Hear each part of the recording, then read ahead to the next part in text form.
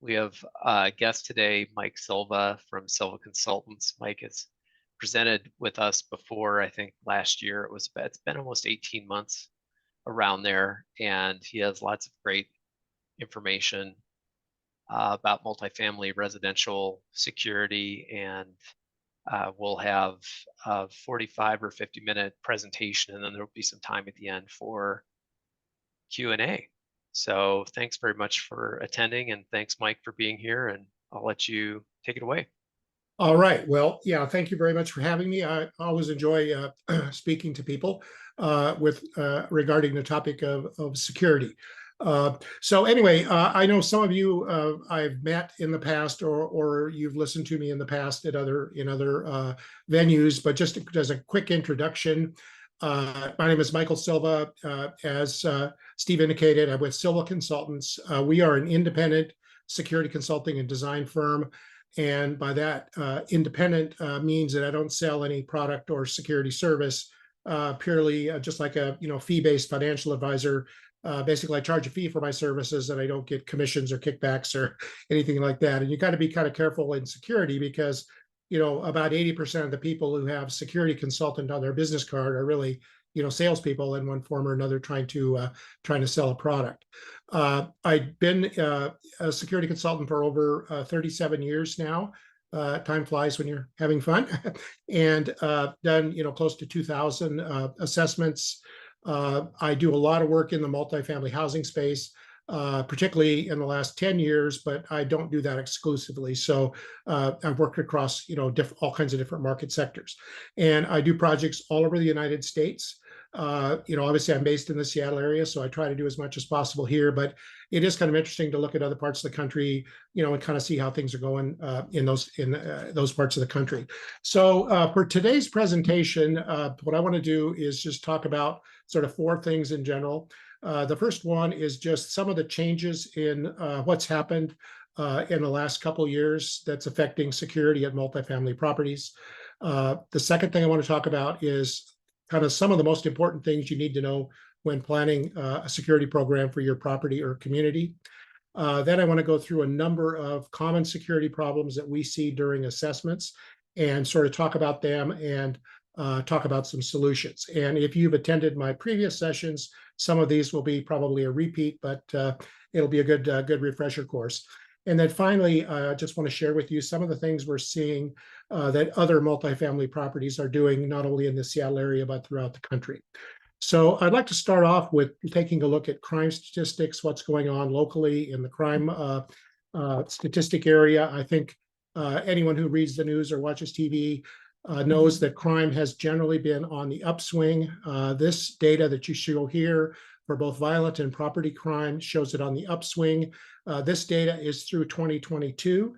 The good news is that in this year, between 2022 and 23, there's a moderate decrease in both of those categories, but with two major exceptions. That's the bad news, and that is that vehicle theft and homicide has increased almost 80% in both of those categories. So crime in general is not as high as it was last year, but it is the couple of categories, significant categories, it's actually higher.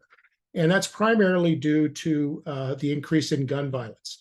And this chart is kind of sobering. This shows the last 10 years how gun violence has increased in the area, and it's up, more than double from 2012.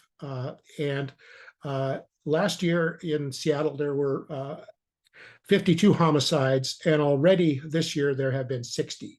So we have 3 more months to go, roughly, and so definitely we're probably looking for a record high there. So it's important though to notice, compare Seattle to other places. Seattle is still a relatively safe place to live, compared to national standards. It's kind of interesting because I have perceptions in my mind of places that I think are high crime areas, and it's not borne out statistically. And the same thing is true of low crime areas. I say, gee, this is really safe, and it's really not. So we're sitting just about in the middle at number 48. It's interesting to note that Tacoma, which is just a short distance away, is actually number 8. So they are much higher relative to us. And the other thing that surprised me, I recently did a project in rural Montana, and I had to pass through Billings, and I was kind of surprised to see that the rate of crime in Little Billy, Montana, is actually statistically higher than it is in Seattle. So it's just important to know where you're at. We're not in the worst shape here of everyone in the country, but we're still, crime is still an issue and something that needs to be managed. So one thing, as you look at crime, you have to understand that even in the very high crime cities, you may have noticed that Memphis was the highest, number one. But even in a place like Memphis, crime is highly localized. So it's not evenly distributed throughout the city. There are places where there's a lot of crime, and there's places that have almost no crime. And that chart, that hockey stick, if you will, of a data shows that most places have little or no crime. And often just a difference of a block or two can make the difference between a high crime place and a low crime place. So that's why it's so important when you're planning security for your property to really look at the risk data that applies to your specific location, your specific address. So, you may think, well, gee, the central area is a high crime area. Well, your building or your property may or may not be in a high crime area, depending on the specific data that relates to your specific address. New security challenges, and I think, again, for people who watch the news and read the paper, these are not new. Despite the fact that crime is generally up and higher, the police are less able to provide service. So, police staffing levels are at the all-time low. Not very many people want to be a cop anymore, and a lot of the people that were cops are resigning and going on to something else. So this has kind of been a real problem in the fact that it's affected response time. So even the most serious of crimes, it can take up to 10 minutes for the police to respond. And lower priority calls, will be hours if the police choose to respond at all. And what I'm hearing from a lot of my customers now is they call the police, there's a trespasser, someone's milling around in our parking lot. They call the police, and the police don't even respond. They just don't show up. So it's important to understand that the police are not able to, respond the way they used to. Now, there are some rare exceptions. If you're fortunate enough to have a property like in Mercer Island or places like that, there are certain areas where this does not apply, where you have a well-funded police department that are able to respond more quickly. But by and large, if you're in Seattle, Bellevue, Kirkland, places like that, this can generally applies to you. The other thing that's a factor is, and this is part of it, they're kind of a cause and effect thing. Prosecutors now are refusing to file charges oftentimes on misdemeanor crimes, trespassing, petty theft, and vandalism. And so that affects the police and the police response in the sense that they feel, why should I bother arresting this guy? Because I know the prosecutor's just going to kick the guy loose, when we get there. So that can be a problem in the sense that it can encourage offenders to commit more crimes because they know nothing's going to happen. I've had facilities, you put in cameras, and some people, I'll talk about that a little bit later, but some people think, cameras are a big deterrent. I had one place recently where, people were blatantly ripping apart a package room, and they were actually looking at the camera, looking face at the camera, smiling and laughing and making obscene gestures at the camera, knowing that, no one's going to do anything about it. It doesn't matter that they can be identified because they're not going to get arrested and they're not going to get prosecuted. So I don't expect that situation to change, really anytime soon. So the bottom line is really you've got to do more yourself to try to protect your property and keep your residents safe. Now, the police, of course, will still respond if someone's got a knife or a gun or assaulting somebody. You definitely want to call the police, and you definitely want to hope that they'll respond. But anything less serious than that, don't be surprised if if you're not going to get a timely police response. So to combat that, we recommend that you put together, a comprehensive security program. And it starts off by creating a security plan. And it's interesting because most properties that I work with tend to manage security on a retroactive basis. They will come and react to a particular situation. Catalytic converters are getting taken out of the cars in the parking lot, so they implement one security measure. they're having package theft, they'll implement another one, but they don't really have a long-term plan. And they are focusing on, what's immediately happened and what has happened instead of looking forward. So we always recommend that you start off by putting together a written security plan. And it's interesting because a lot of the properties I work with, they actually spend more time, planning which Christmas decorations they're going to put in the lobby than they do their security program. So it's recommended that step number one is always to create a written security plan and try to identify your security risks as a starting point. And we'll talk about more about that in a minute. So knowing your security risks, the good news is that the data that's available today is much, much, much better it was than when I first started. Seattle in particular has very robust online crime reporting data that's available that shows crimes that are committed, crimes that are reported down to the 100 block of every street. So it'll say something like the 1600 block of Pike Street or East Pike Street or whatever. So that data is available online. It does require some work it's not consumer friendly necessarily. You got to get through and work it there. But that's definitely available. That's one source of information.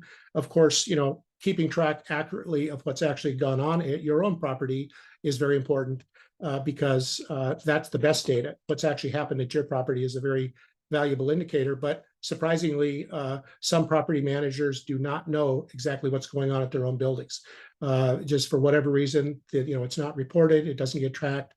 So that's the best source of data is what's actually gone on. And then talk to your neighbors, find out what's going on at your neighbors. And finally, there are commercially available crime forecast report. There's a couple of services. The two most popular ones are the ones on the screen, this CAP Index and Security Gauge. These are particularly beneficial in that they provide sort of an apples to apples scoring at various addresses throughout the United States. So let's say you own a building in Dallas, Texas, and you own a building in Mercer Island. You can get the crime data from each of those police departments, but they don't necessarily keep track of the data the same way. So it's very hard to say, my Dallas facility is more dangerous than my Mercer Island facility. These reports level that all out in that they give a score for every address, and a score of 100 means it is equal to the national crime average. So if the score is 300, it means you have properties 3 times the national crime average. If the score is 50, it means it's half, and so on. So that's another source of data. Those cost about $300 a piece, but it's a good, quick way to do it, particularly if you don't want to spend all the time sorting through all the local crime data. I should also point out that the local crime data varies by the police department. So you might have a city like Seattle that provides excellent data, and you might get somewhere like Normandy Park or Des Moines or something like that, and you'll find they don't have anything at all. So it's not very consistent from department to department.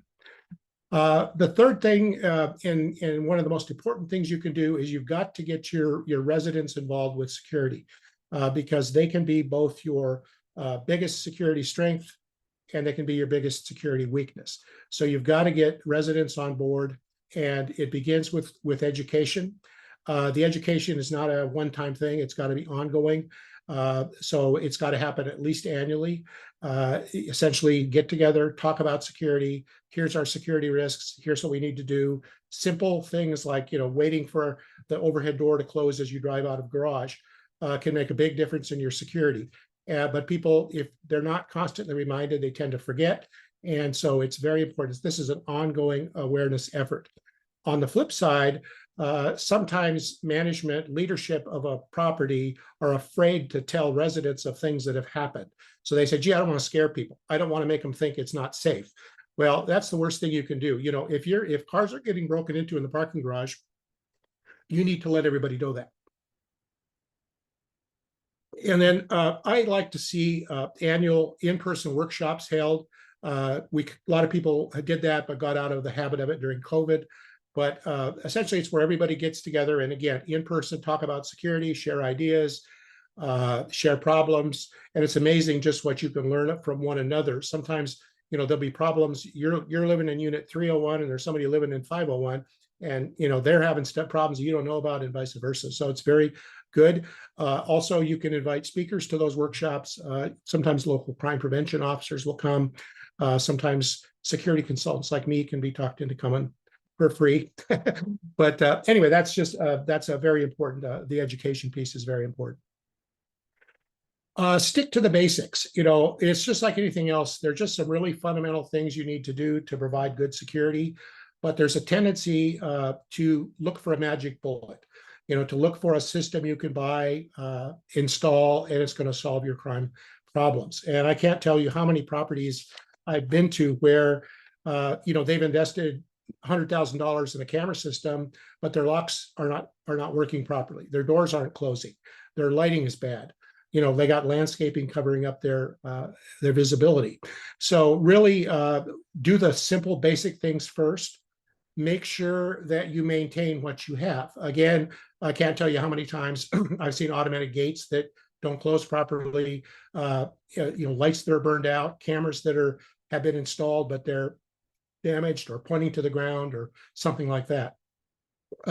So the fundamental thing is to do the simple things, make sure what you have is working, and then again, get your residents involved because they need to be part of the solution, not part of the problem. And then finally, don't think that there are magic bullets, because these tools such as cameras are useful, but they're not a security solution in themselves. Balanced approach. This is sort of building on that same concept, in that a good security program consists of really three elements. There's the site and building features, and that's things like, fencing and gates and doors and locks and lighting and things like that. The other piece is electronic security, cameras, access control, security intercom, alarm systems, things like that. And then finally, the operational, your policies and procedures, your resident training, training for your concierge and security staff, if you have that, if your property uses those resources. So all those three things, you need to work together. And again, don't say, well, gee, I hired a security guard, to patrol a place at night, so I don't need to worry about my locks anymore. I don't have to worry about my lighting anymore. That's not, all that stuff's got to work together. There is no single element that will solve your problem necessarily. Multiple security layers. This is a concept that we call concentric circles of protection. And basically what it's saying is, as a criminal breaks into your building or breaks into your property, they should encounter more than one barrier, more than one obstacle as they make their way from the outside world into a secured area. And so simple things like, the first line of defense is typically your site perimeter, fencing and gates and landscaping, the exterior of the building, then the individual floors, and then, the secured residential units, and so forth. And you want to try to create as many security layers as you can. So I shouldn't be able to walk directly in from the outside and get to a critical area. Now, depending on how the building is built, that may be simple or impossible. There's some cases where the building, just the way the architect designed the building is, it's just almost impossible to do that. But conceptually, this is what you want to try to achieve. And just something as simple as putting a lock on an interior door can make all the difference in the world in terms of providing additional security. And so this sort of shows the concept in another form. And basically, it's if you have 4 layers that are 70% effective each, the chances of an intruder making it all the way through are considerably less than if you just had a single layer. Their success rate goes down, at each layer. So you need to have as many layers as possible. You can make security better by adding layers, or by making the layers you have more effective. And then, if you only have one layer, it's very, very difficult to provide good security, because you really are betting all on that one measure. And if that fails, you don't have an effective security program. Think like a bad guy. One of the challenges that good people face is they really don't have any idea how a bad person thinks. And so you need to kind of turn off your good guy thinking and turn on your bad guy thinking, and start to think about, if I wanted to break into this building, how would I do it? What are the ways that I can get in the building without being noticed? If I didn't know anyone in the building, who would be a likely person that I could convince to let me in? And, what are the assets that are easiest to steal? And one thing about that is that some things it seemed like me, you can probably tell by looking at me, I'm probably not the kind of guy that's going to climb up to a second or third story balcony to get in a building. But there are many, many intruders that's just part of a day's work. So a lot of people I've seen, well, they'll leave, they'll go away for the day, and they'll leave their patio door open because they're on the second floor. Well, it's very, very easy for a bad guy to get up there and get in that patio door. So you need to think that the bad guy may be more capable than you are physically, and so always consider what a motivated intruder could do. Remove temptations. This is a situation where sometimes people do things carelessly. They leave things that are high value assets in areas that they can easily be seen, they can easily be spotted. And by doing that, you actually sometimes can encourage otherwise honest people to commit a crime because there are people entered the building, no intention of stealing anything, but they see such a tempting target that they just can't resist. I'm not saying it's right that they do that, but the incident was actually created by leaving that tempting item out there. And a good example is that I just recently had a property where we had food delivery drivers, Uber Eats or DoorDash or something like that was coming in, and they walked down the hallway and they saw two new boxes of Dell computers, a laptop and a monitor and stuff like that sitting out of somebody's door, in front of somebody's door. Had just been delivered, and they stole that merchandise because it was so tempting. They knew it was high value. It said Dell on the boxes, and so that was an example where that food delivery person, they didn't enter that building with the intent of stealing computers, but the fact that it was there created a temptation. And too many of those temptations out there can make your overall property a tempting target for theft. Don't be the easiest target on the block. Really what this means is that there is something there's a science or a school of thought called crime prevention through environmental design, or CPTED. There's tons of books and tons of material on the internet about that, crime prevention through environmental design. But one of the big points of CPTED is the concept of what's known as a capable guardian. And what a capable guardian is, it's basically somebody that looks out for and takes care of the property. And if you have signs that a property is well cared for, you will tend to have considerably less crime than if you have a property where it looks like things are ignored. So things like good signage, good lighting, good housekeeping, promptly removing graffiti, enforcing security policies, send off signs that, hey, things are noticed here. If I do something wrong, it will be noticed here. And this property is under care and observation. So this is not a good place to do. I'm going to walk down the street because there's another place that's got less capable guardians, basically. And things like, for example, if you've got a no parking in the loading zone policy and a car can sit there and park all day long, or if you've got cars in a parking lot that the tires are flat and it looks like the car's been sitting idle, signs like that say this property is not well cared for. I can get away with a lot here. On the other hand, if as soon as it's 30 minutes, if at 40 minutes, the car's got a parking violation on it, and a couple hours later it's towed away, that's an extreme example, but just an example of that kind of response indicates, this is not a place I want to mess around with. So my personal belief is, as a security consultant, I would love to eliminate crime, but I don't have the ability to eliminate crime. But what I do have the ability to do is try to get the bad guy to leave my client's property and go to the property down the street. And so that's what we're suggesting that you do, is try to make your property appear to be well cared for to the point that people want to move on somewhere else. So switch gears now and just talk about, I have done, well over 2,000 security assessments, and we tend to see the same problems over and over again. And as I mentioned, if you've listened to my presentations before, you've probably seen some of these, but there are a couple new ones in there, and there are a good refresher if you haven't seen them. So I'm going to go through these. They are presented in no particular order in terms of importance, but I'll just start going through them. So this probably comes as no surprise, but tailgating at parking garage entrances is probably one of the biggest vulnerabilities. Essentially, many garage doors are very slow. They can, stay up for as long as a minute or more. There are products that close much faster that are available, and they're a potential solution. But in general, most parking garage doors, if your building is built by a developer, they probably put in a relatively inexpensive garage door that has relatively slow opening and closing times. And what happens is residents, understandably, they want to get about their business. They drive out the door. Uh, the timing begins when they pass through the safety beam on the door. That's when it resets. And then, hopefully within 20 seconds, it'll start to come down. But sometimes it's, 30 seconds or 40 seconds or a minute before it comes down. That leaves plenty of opportunity for people to tailgate in. And, that's a significant security risk at parking garage entrances. So the solutions to that are, first of all, educate your residents to wait for the door to close before they drive off.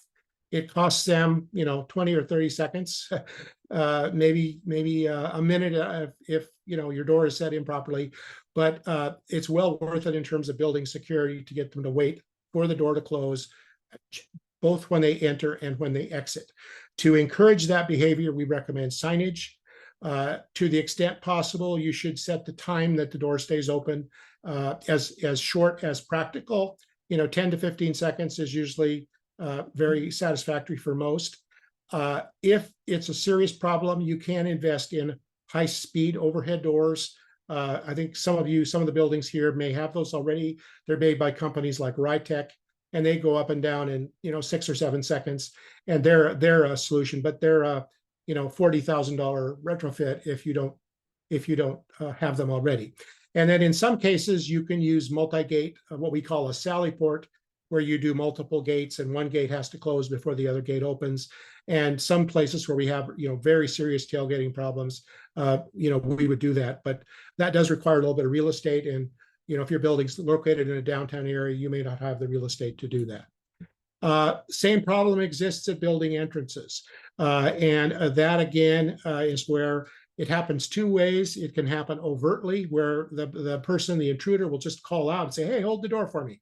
And they will actually do it many, many times. People will just do that out of courtesy, even though it's, they know it's not the right thing to do, but they do it because they're asked to do it.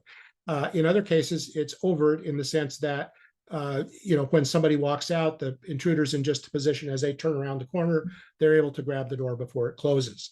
It is complicated when you have automatic door openers, ADA door openers. A lot of times, again, they will stay open for an excessive amount of time. And a lot of times in a building, you might have, 800 residents in a building, and maybe 20 of them really need to use the ADA door opener. But everybody else is still pushing that button, and, they're very able-bodied. They push the button, they walk out, and the door stays open for, 60 seconds before the door closes again. So again, it gets back to that resident education. Also create an atmosphere where it's okay to challenge people. So let people know that, hey, if you don't know them, if they don't have their own fob, they don't have their own card, question them, ask them, who are you? Can I help you? What are you doing? But just sort of let them know that it's okay to challenge people. Signs are helpful to, again, remind people of the procedures. I've even, some of the buildings I've been to, we've even recommended signs that say, to the guest, it basically says to people, say, don't be offended if people don't let you in. We've got tight security, and here's a number to call, if you need access to the building. Again, minimize use of automatic door openers. Try to set them up in such a way that only people who need to use them, and not everybody uses them. And then there are some advanced anti-tailgating solutions that can be done at problem doors, but those come at great expense and complexity, and I'd be happy to talk about that with you, at any point. Door latches. This is very, very common vulnerability. We see about 80% of the time if a door has a cylindrical lock. That's the type you see at the far right, along with an electric strike. That's that little shiny thing you see there. I'm sure a lot of you know what that is, but this would be used with a fob reader. That particular combination, 80% of the time, I can open that thing with a piece of plastic or a screwdriver. And it's just, you put on the card access control because you want to improve security, but you're actually making the building easier to get into by using that combination of hardware. So we recommend that every card reader door have either a latch guard That's the little device you see on the left, or a full length astragal, which is the device you see on the right. The full height astragal is better because it protects the latch, and it also prevents the door from being pried open. Kicking in wood doors. Now, a lot of buildings, exterior doors are commercial hollow metal, so this really doesn't apply, but a lot of times interior doors and storage room doors, and if you have a garden style facility, then this would apply to the doors in most of the residential units. The door frame could be very easily kicked in. They're not designed to resist forced entry. So in these cases, we recommend the use of these door and frame reinforcement kits.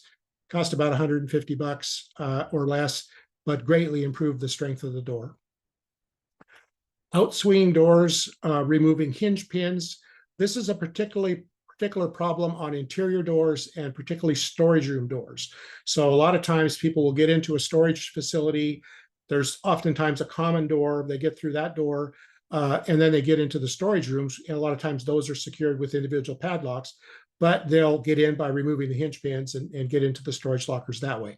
Again, very inexpensive fix, few dollars each. You can put in these devices called security studs, and basically they'll hold the door in place even if the hinge pin is removed. There are some tools out there. The internet and YouTube videos are a two-edged sword. They're wonderful education tools, but there are a lot of bad guys study ways that they can break into buildings using these tools. And one very common one is what's known as an underdoor tool. It's a device you slide under the door. Most doors either have a little gap at the bottom of the door, or they have a huge gap at the bottom of the door, depending. You simply stick this under the door, use it to grab the inside lever, and open the door. And this is very common way of attack, particularly, again, storage rooms, bicycle rooms, things like that. Anytime you've had burglaries, my bicycle is missing from the bicycle room, but there's no sign of forced entry, it is likely that they got in using this method, or they've somehow picked the lock or manipulated the lock. Again, relatively easy fix. Put in a threshold and put in a door bottom. That will make it much more difficult to get that underdoor tool under the door. Similar but different on pairs of doors. Pairs of doors are double doors where you have two doors and there's a gap between the doors. There is a nifty little tool that's shown in that picture at the extreme left, the guy's holding up. That's called a double door tool, and it's made specifically for this kind of an attack. Again, you can buy them on the internet. You can also make them. A lot of I found one individual who had went to Home Depot and bought some just aluminum rods and just bent them and used them for this. But basically, those go between the gap in the door, and they can grab that inside touch bar, and you can literally open the door in seconds using that tool. And that's a very common burglary technique as well. Two solutions there. This is a more challenging problem. If you can, I recommend you put in a center mullion on pairs of doors, because that completely solves the problem, because it eliminates the gap between the door. A lot of times that's not practical. Maybe you need the double width of the door, or maybe you do a lot of loading and unloading through the door.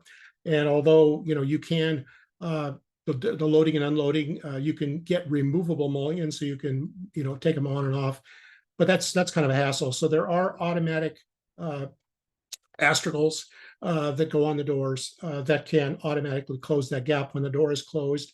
I have heard mixed reviews of those. Some people say they're not completely reliable, but that's another solution.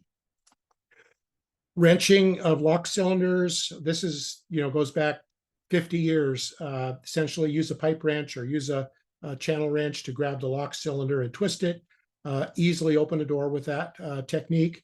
That does, the other techniques that we talked about are surreptitious in the sense that someone can get in the building and that leaves no sign of forced entry. These attacks will leave obvious physical damage that you can tell someone broke in. The ones where they can get in without you knowing that they got in, I consider those to be the most dangerous, because they can come in repeatedly, time and time again, and you don't know about it. You just know stuff's missing, stuff's disturbed. These attacks are visible, and something's happened. So again, there are several different devices you can use. that allow you to protect the knob and protect the handle of locks. Also, by picking the right hardware to begin with, you can minimize this problem. This is a really interesting one, particularly in high-rise buildings that use all glass doors or doors that use electromagnetic locks. And for those of you not familiar, electromagnetic locks are magnets that sit at the top of the door, and when power is applied to them, they lock the door. And so as you exit the door, there's usually a motion detector on the inside. And if you look at this a little area here, you'll see this little white rectangle there. That's a motion detector. And so as I walk up to that door, it releases the electromagnetic lock and I can walk out. Coming in, I would use my fob and the fob would release the lock the same way. The problem is there's a nice big gap between those doors and you can open it. My favorite tool is actually a tape measure. And I can walk up and stick my tape measure through that crack and wave it around in front of the motion detector, and I can open the door. You can also use canned air. So a lot of times, if there's not a gap big enough, a lot of times you can just buy this canned air that you use to clean your keyboard and stuff like that. I've also heard of people vaping, blowing vaping smoke in there that does that as well. So that one is to solve that problem. There's things you can do. The simplest and cheapest is to try to relocate the motion detector so that it still opens the door, but is not easy to attack from the outside. There are other types of exit device bars that you can put on the door, and there's other types of request to exit devices. Sometimes it's necessary to use more than one device together so that both devices have to be tripped in order to solve the problem. But it's very important that if these are exit doors, that anything you do be code compliant. So you don't want to create a situation by changing stuff that you are violating codes. Locks, standard locks, Schlage, Kwikset, Sargent, all those standard locks that we've been using for 50 years or longer are no longer adequate for security, in my opinion. There's just too many ways that they can be compromised. Again, the internet has not been our friend. There are, literally hundreds of YouTube videos showing how locks can be bumped. That's a technique where you stick a key in the lock, a bump key that's been specially filed down. You stick that in, you bump it with a screwdriver, and it causes the door to unlock. Keys can also be duplicated, self-service kiosks, online, all kinds of ways. And then there's different lock picks and lock picking devices sold on the internet that allow now somebody that's not even a very skilled lock picker to open doors. So we recommend at a minimum on the common area doors that you use high security lock cylinders, something like an ASA or Medico or Schlage Primus.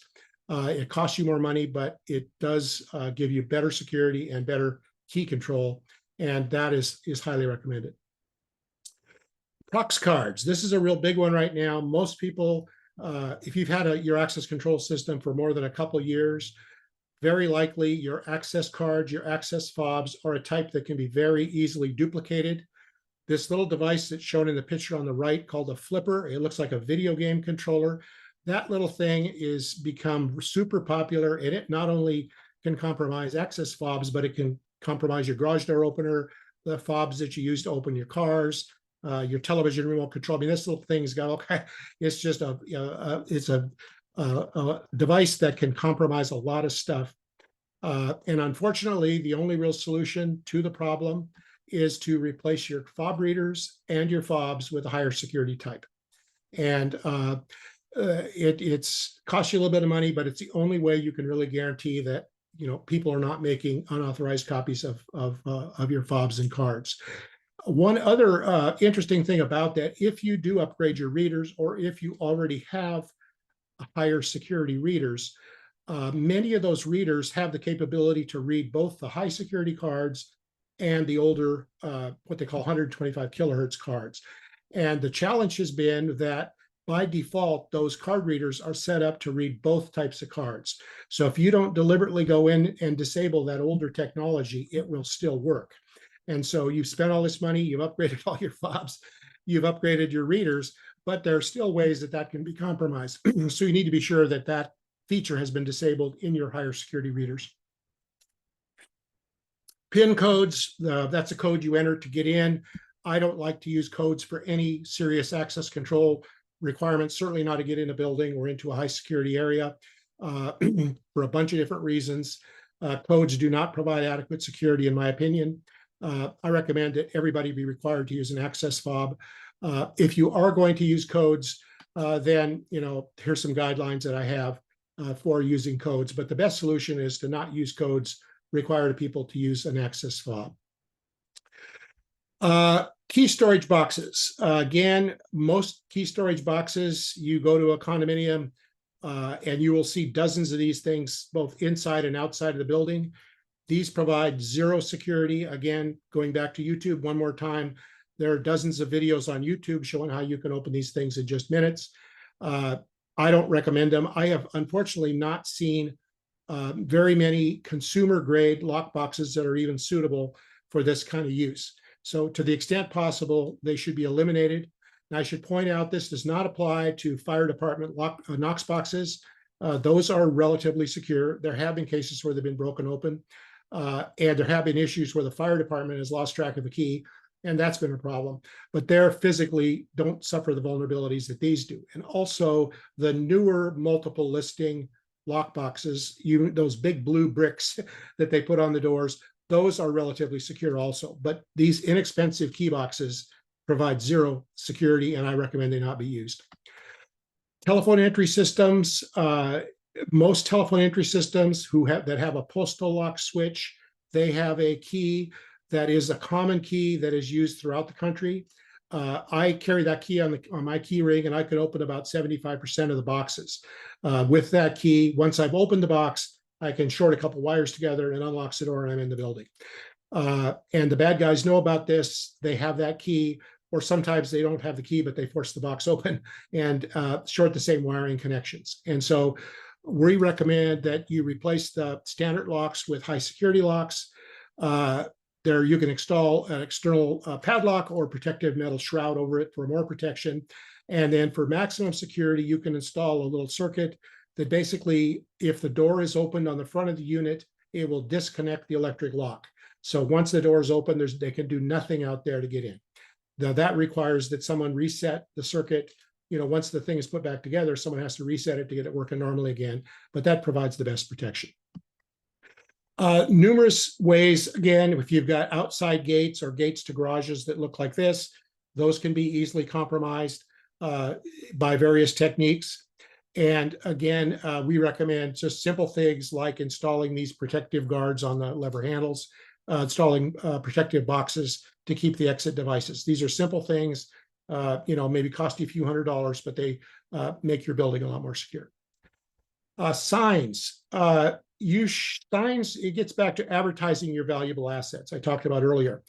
Signs shouldn't be on rooms that advertise where the stuff the bad guys looking for are. So bike storage signs, resident storage signs, package rooms, things like that.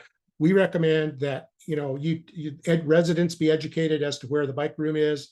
They should know where the storage room is, and they should know where the package room is. And there's really no reason to have a sign on it, in my opinion. So if you want to, just put a sign with a room number on it, and that will basically make it much more difficult for someone breaking into the building to find those high value assets. Storage rooms and bicycle rooms, recommend that they be treated, the doors on those rooms be treated just like an exterior door. So they should have a high security lock on them. They should have security astragal, a door and frame reinforcement kit.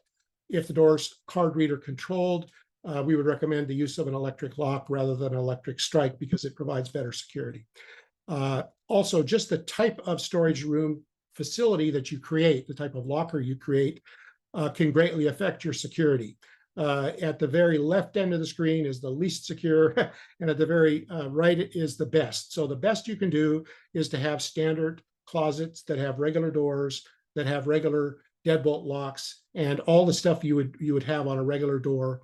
The modular metal is good, but not quite as good as the standard closets. And then progressively, as you move to chain link, and then of course the least secure is the chicken wire cages. But a lot of times, if the developer, when they're building a building, they will start running out of money at the end of the project, and they haven't built the storage rooms yet, and they'll try to do that as inexpensively as possible. So that's an area that can create some vulnerabilities for you. Bicycle racks, bicycle locks. There are bicycle racks that are built to provide security, and there are bicycle racks that are not. It's important that you have good bicycle racks. It's important that you educate residents on how to select good bicycle locks. The other thing we've seen quite a bit lately is where bicycles are locked to a rack, but the rack is not mounted to the wall or floor adequately. And so at a building recently in Madison Park, where someone just drove a truck into the parking garage, tailgated into the parking garage, came in with a pickup truck and just loaded 2 bicycle racks, just lifted the bicycle racks into the bed of the truck and drove off. So they took, 9 or 10 bikes that were already bolted, and then they were able to work on the latches at their leisure once they got back to wherever they were going. Landscaping, again, this is a simple thing.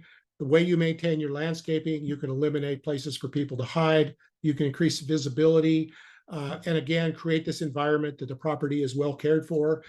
We recommend using these. Again, I go back to that word CPTED, crime prevention through environmental design. This is a standard. Typically, we recommend that shrubs and ground cover be no higher than 3 feet, and at the bottom of the tree canopies be 6 feet or higher. This creates sort of what we call an area of invisibility that allows you to see what's going on, and it is recommended. Lighting. Many buildings have poor lighting. This is one of those things, if you ever get sued by an attorney, and we certainly hope you never do, but if you do get sued for negligent security, that would be where somebody gets injured or killed on your property, and the attorney, you get sued. One of the very first things they will do is they will send out their security expert. The plaintiff's attorney will send out their security expert to take a look at the lighting in your facility. And if it is bad, that is considered a definite problem. So it's one of the very few areas of security where there is something definitive in terms of a standard for lighting. We recommend that lighting be 1 to 3 foot candles. The metric equivalent of that is 10 to 30 lux. You'll see those terms used interchangeably. And that the lighting be uniform so that there's not really bright spots and really dark spots. We recommend that the light be a white light, which is best for security. And then, of course, LED light fixtures are currently the sort of the standard that's being used. So just some trends I want to share with you of things that are being done in security at other properties. We're seeing a lot more of it.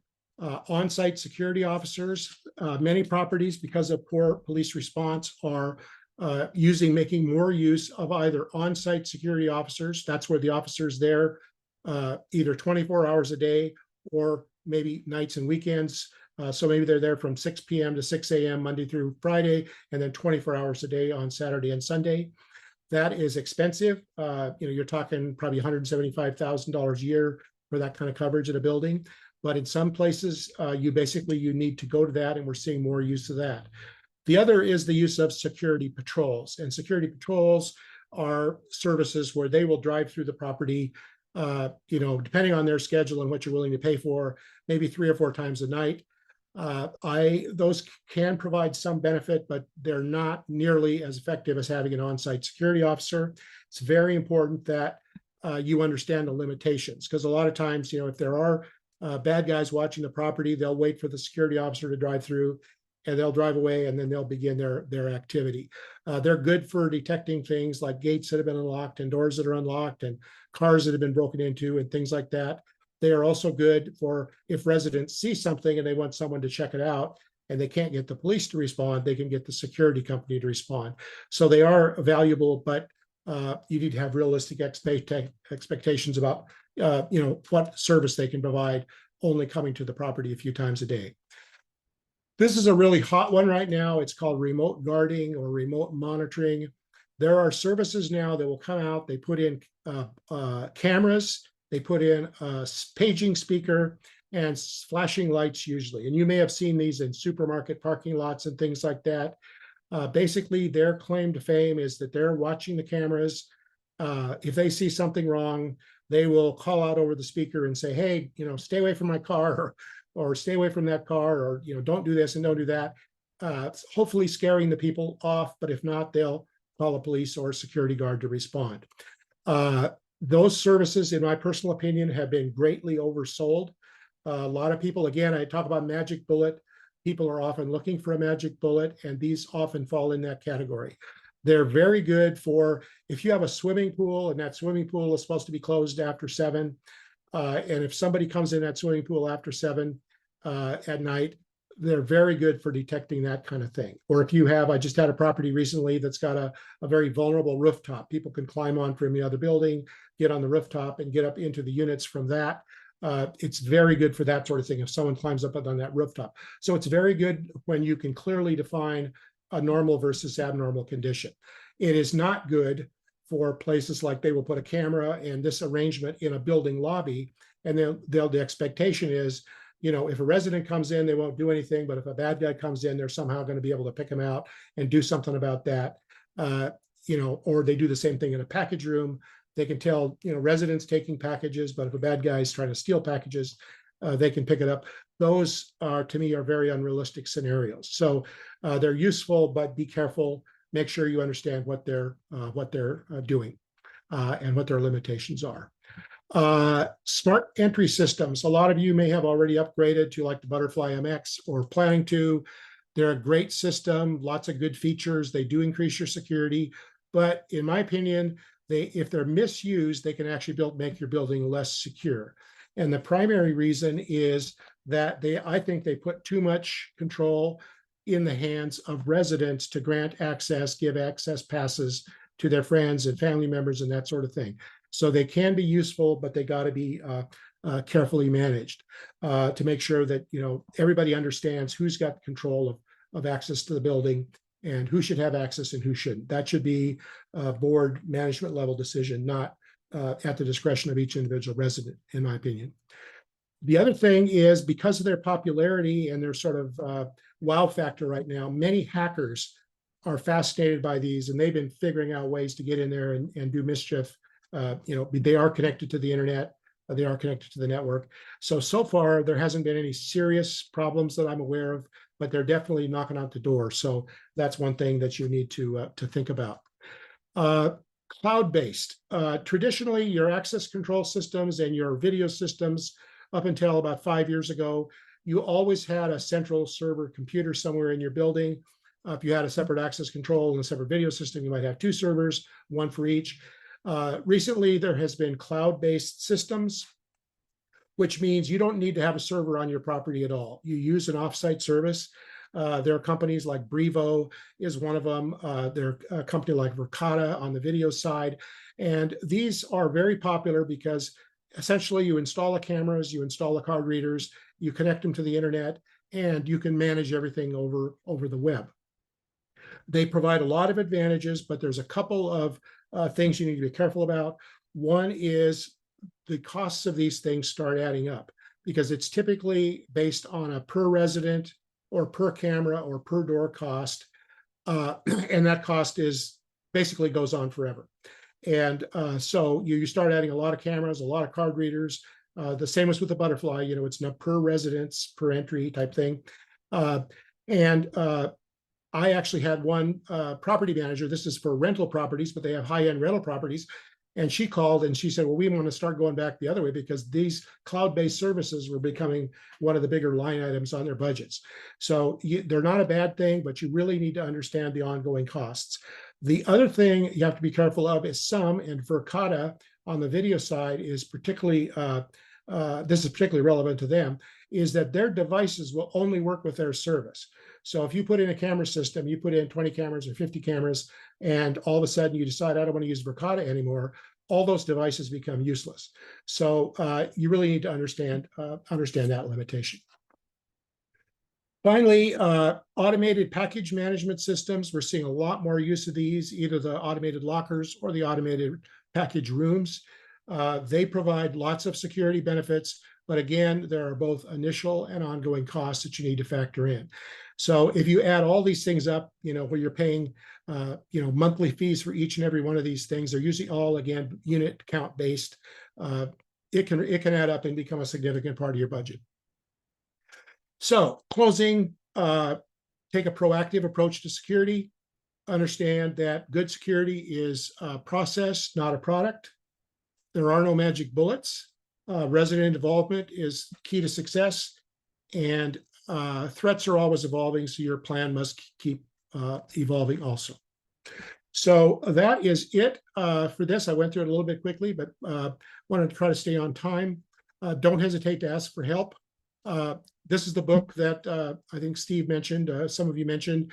This is available on Amazon, and so covers a lot of the material that I talked about. He's got his right there holding. There's an endorsement if I ever saw one.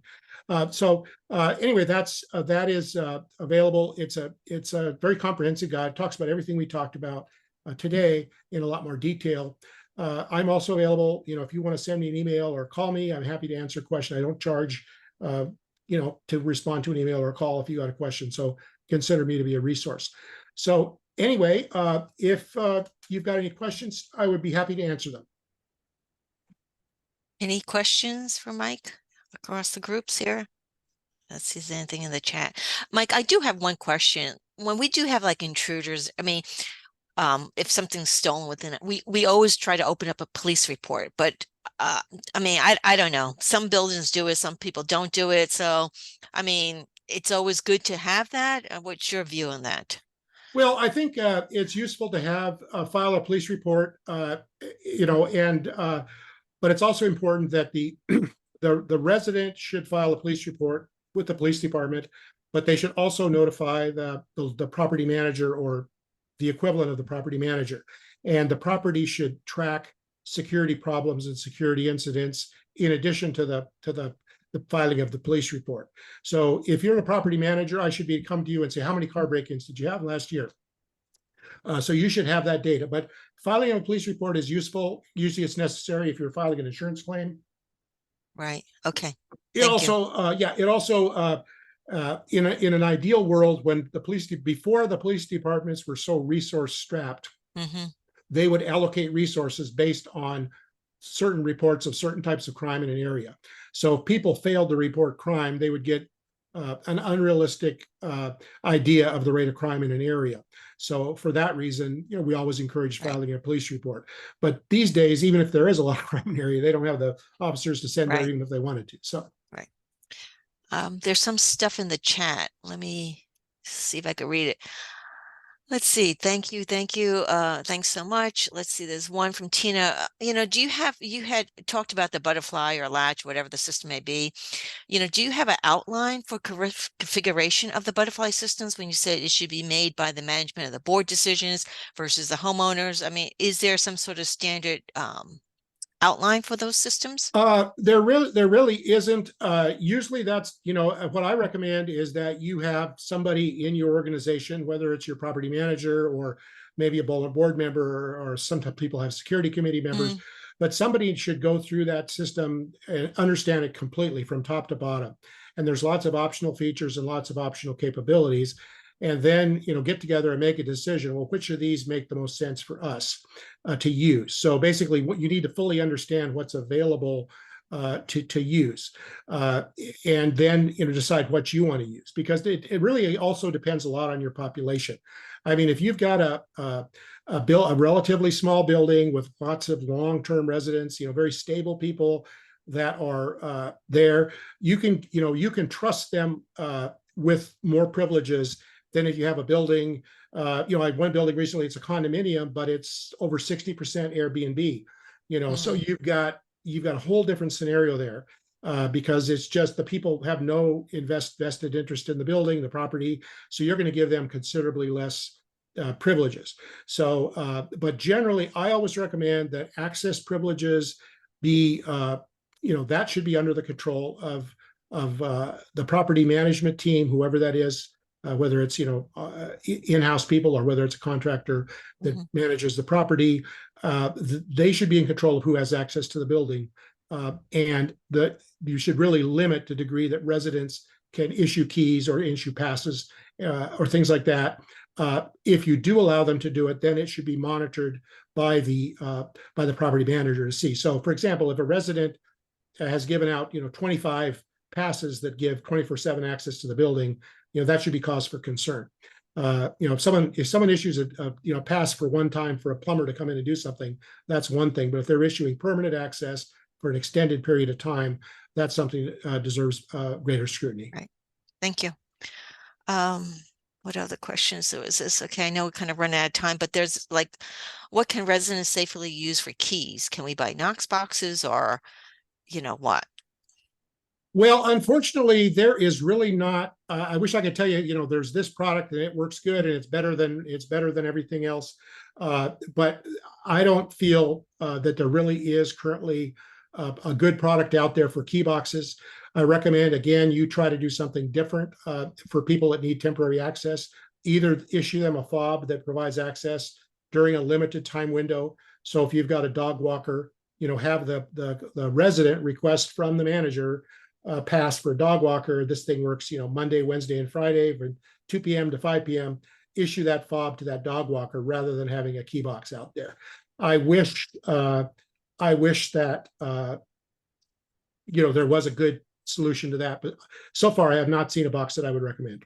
Now, a Knox box is a good box, but unfortunately, the box requires a key to open. There are no keypad code type Knox boxes that I'm aware of. Now, having said that, they do have a sophisticated system that can be opened using something special in a fire engine or something like that, but that's not what we're talking about here. But what I would like to see is a box that was built like a lockbox, a Knox box that could be, securely opened with the right kind of a credential. But I have not seen one yet.